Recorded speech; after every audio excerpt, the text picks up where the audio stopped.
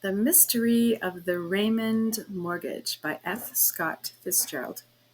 When I first saw John Syrel of the New York Daily News, he was standing before an open window of my house gazing out onto the city.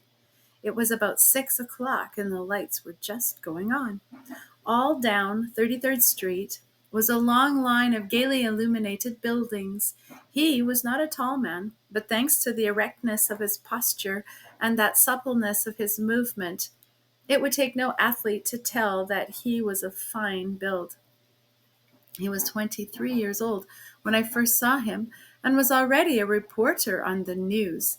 He was not a handsome man. His face was clean shaven and his chin showed him to be of strong character. His eyes and hair were brown. As I entered the room, he turned round slowly and addressed me in a slow, drawling tone. "I think I have the honor of speaking to Mr. Egan, Chief of Police." I assented, and he went on. "My name is John Syrel, and my business, to tell you frankly, is to learn all I can about that case of the Raymond mortgage." I started to speak, but he silenced me with a wave of his hand. "Though I belong to the staff of the Daily News," he continued, "I am not here as an agent of the paper." "I am not here," I interrupted coldly, "to tell every newspaper reporter or adventurer about private affairs. James, show this man out." Cyril turned without a word, and I heard his steps echo up the driveway. However, this was not destined to be the last time I ever saw Cyril, as events will show. The morning after I first saw John Syrel, I proceeded to the scene of the crime to which he had alluded. On the train, I picked up a newspaper and read the following account of the crime and theft which had followed it. "Extra! Great crime committed in suburbs of city. Mayor proceeding to scene of crime." On the morning of July 1st, a crime and serious theft were committed on the outskirts of the city. Miss Raymond was killed, and the body of a servant was found outside the house. Mr. Raymond of Santuca Lake was awakened on Tuesday morning by a scream and two revolver shots which proceeded from his wife's room. He tried to open the door, but it would not open. He was almost certain the door was locked from the inside, when suddenly it swung open, disclosing a room in frightful disorder. On the center of the floor was a revolver, and on his wife's bed was a blood stain in the shape of a hand. His wife was missing, but on a closer search he found his daughter under the bed, stone dead. The window was broken in two places. Miss Raymond had a bullet wound on her body, and her head was fearfully cut. The body of a servant was found outside with a bullet hole through his head. Mrs. Raymond had not been found. The room was upset. The bureau drawers were out, as if the murderer had been looking for something. Chief of Police Egan is on the scene of the crime, etc., etc. Just then the conductor called out, "Santuca!" The train came to a stop, and getting out of the car, I walked up to the house.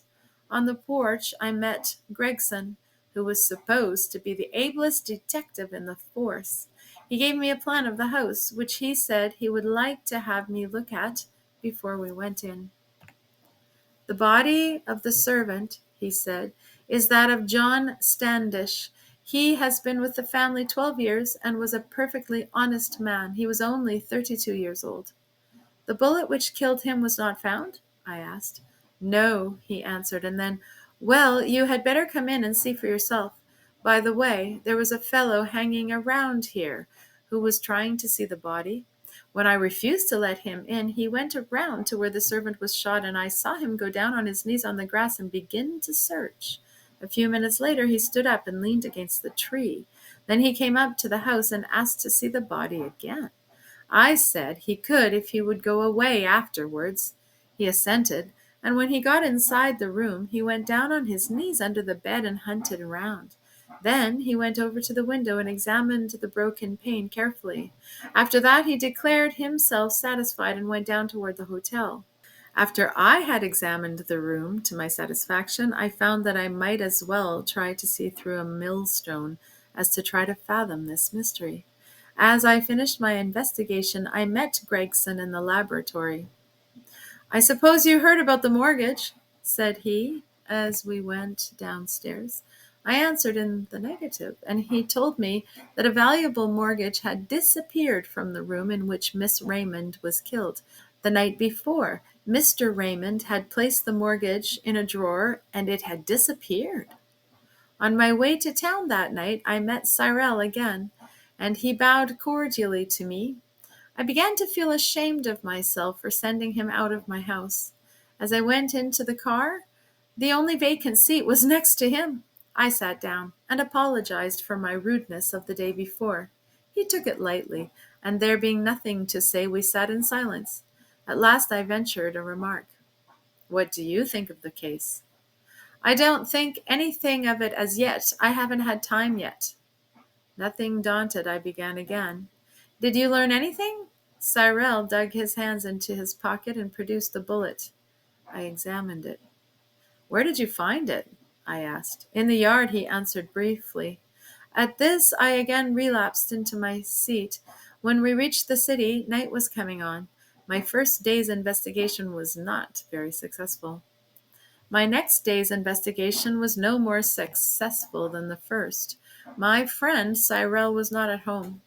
The maid came into Mr. Raymond's room while I was there and gave notice that she was going to leave. "Mr. Raymond," she said, "there was queer noises outside my window last night. I'd like to stay, sir, but it grates on my nerves." Beyond this, nothing happened, and I came home worn out. On the morning of the next day, I was awakened by the maid, who had a telegram in her hand. I opened it and found it was from Gregson. "Come at once," it said. "Startling development." I dressed hurriedly and took the first car to Santuca. When I reached the Santuca station, Gregson was waiting for me in a runabout. As soon as I got into the carriage, Gregson told me what had happened. "Someone was in the house last night. You know, Mr. Raymond asked me to sleep there. Well, to continue, last night about 1, I began to be very thirsty. I went into the hall to get a drink from the faucet there, and as I was passing from my room, I sleep in Miss Raymond's room, into the hall, I heard somebody in Mrs. Raymond's room. Wondering why Mr. Raymond was up at that time of night, I went into the sitting room to investigate.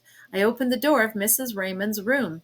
The body of Miss Raymond was lying on the sofa, a man kneeling beside it. His face was away from me, but I could tell by his figure that he was not Mr. Raymond.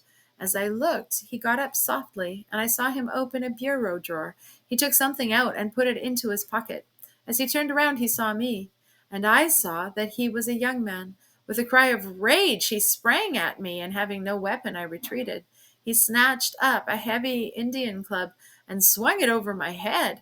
I gave a cry which must have alarmed the house, for I knew nothing more till I saw Mr. Raymond bending over me. "How did this man look?" I asked. "Would you know him if you saw him again?" "I think not," he answered. "I only saw his profile." "The only explanation I can give is this," said I. "The murderer was in Miss Raymond's room, and when she came in, he overpowered her and inflicted the gash. He then made for Mrs. Raymond's room and carried her off after having first shot Miss Raymond, who attempted to rise. Outside the house, he met Standish, who attempted to stop him and was shot." Gregson smiled. "That solution is impossible," he said. As we reached the house, I saw John Syrel, who beckoned me aside. "If you come with me," he said, "you will learn something that may be valuable to you." I excused myself to Gregson and followed Syrel. As we reached the walk, he began to talk. "Let us suppose that the murderer or murderess escaped from the house. Where would they go? Naturally, they wanted to get away. Where did they go? Now, there are 2 railroad stations nearby, Santuga and Lidgeville. I have ascertained that they did not go to Santuga. So did Gregson. I suppose, therefore, that they went to Lidgeville. Gregson didn't. That's the difference. A straight line is the shortest distance between 2 points. I followed a straight line between here and Lidgeville. At first there was nothing. About 2 miles farther on, I saw some footprints in a marshy hollow. They consisted of 3 footprints. I took an impression. Here it is. You see, this one is a woman's. I have compared it with one of Mrs. Raymond's boots. They are identical. The others are mates. They belong to a man. I compared the bullet that I found where Standish was killed with one of the remaining cartridges in the revolver that was found in Mrs. Raymond's room. They were mates. Only one shot had been fired, and as I had found one bullet, I concluded that either Mrs. or Miss Raymond had fired the shot. I preferred to think Mrs. Raymond fired it because she had fled. Summing these things up, and also taking into consideration that Mrs. Raymond must have had some cause to try to kill Standish, I concluded that John Standish killed Miss Raymond through the window of her mother's room Friday night. I also concluded that Mrs. Raymond, after ascertaining that her daughter was dead, shot Standish through the window and killed him. Horrified at what she had done, she hid behind the door when Mr. Raymond came in. Then she ran down the back stairs. Going outside, she stumbled upon the revolver Standish had used and, picking it up, took it with her. Somewhere between here and Lidgeville, she met the owner of these footprints, either by accident or design, and walked with him to the station, where they took the early train for Chicago. The station master did not see the man. He said that only a woman bought a ticket, so I concluded that the young man didn't go. Now you must tell me what Gregson told you. How did you know all this? Exclaimed I, astonished. And then I told him about the midnight visitor. He did not appear to be much astonished, and he said, I guess that the young man is our friend of the footprints. Now you had better go and get a brace of revolvers and pack your suitcase if you wish to go with me to find this young man and Mrs. Raymond, who I think is with him. Greatly surprised at what I had heard, I took the first train back to town. I bought a pair of fine Colt revolvers, a dark lantern, and 2 changes of clothing. We went over to Lidgeville and found that a young man had left on the 6 o'clock train for Ithaca. On reaching Ithaca, we found that he had changed trains and was now halfway to Princeton, New Jersey. It was 5 o'clock, but we took a fast train and expected to overtake him halfway between Ithaca and Princeton. What was our chagrin when, on reaching the slow train, to find he had gotten off at Indianapolis and was now probably safe. Thoroughly disappointed, we took the train for Indianapolis. The ticket seller said that a young man in a light gray suit had taken a bus to the Raswell Hotel. We found the bus which the station master said he had taken in the street. We went up to the driver, and he admitted that he had started for the Raswell Hotel in his cab. But, said the old fellow, when I reached there, the fellow had clean disappeared, and I never got his fare.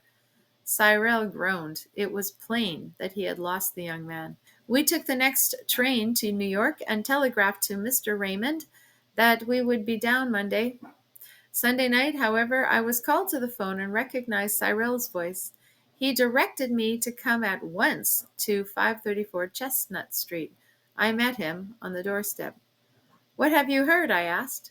I have an agent in Indianapolis, he replied, in the shape of an Arab boy whom I employ for 10 cents a day. I told him to spot the woman, and today I got a telegram from him. I left him money to send one, saying to come at once, so come on. We took the train for Indianapolis. Smitty, the young Arab, met us at the station. You see, sir, it's this way.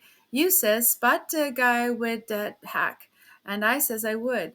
That night, a young dude comes out from her house on Pine Street and gives the cabman a $10 bill. And then he went back into the house, and a minute after he comes out with a woman. And then they went down here a little ways and goes into a house farther down the street. I'll show you the place.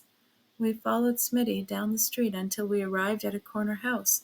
The ground floor was occupied by a cigar store, but the second floor was evidently for rent. As we stood there, a face appeared at the window, and seeing us, hastily retreated. Syrel pulled a picture from his pocket. It's she, he exclaimed, and calling us to follow, he dashed into a little side door. We heard voices upstairs, a shuffle of feet, and a noise as if a door had been shut. "Up the stairs!" shouted Syrel, and we followed him, taking 2 steps at a bound. As we reached the top landing, we were met by a young man. "What right have you to enter this house?" he demanded. "The right of the law," replied Syrel. "I didn't do it," broke out the young man. "It's this way.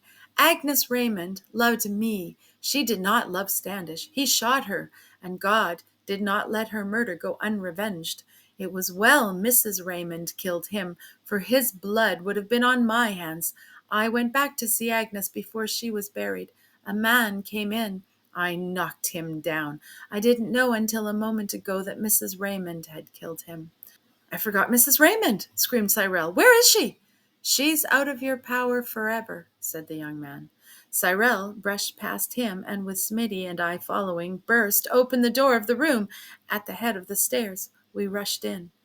On the floor lay a woman, and as soon as I touched her heart, I knew she was beyond the doctor's skill. "She has taken poison," I said. Syrel looked around. The young man had gone, and we stood there aghast in the presence of death. The end.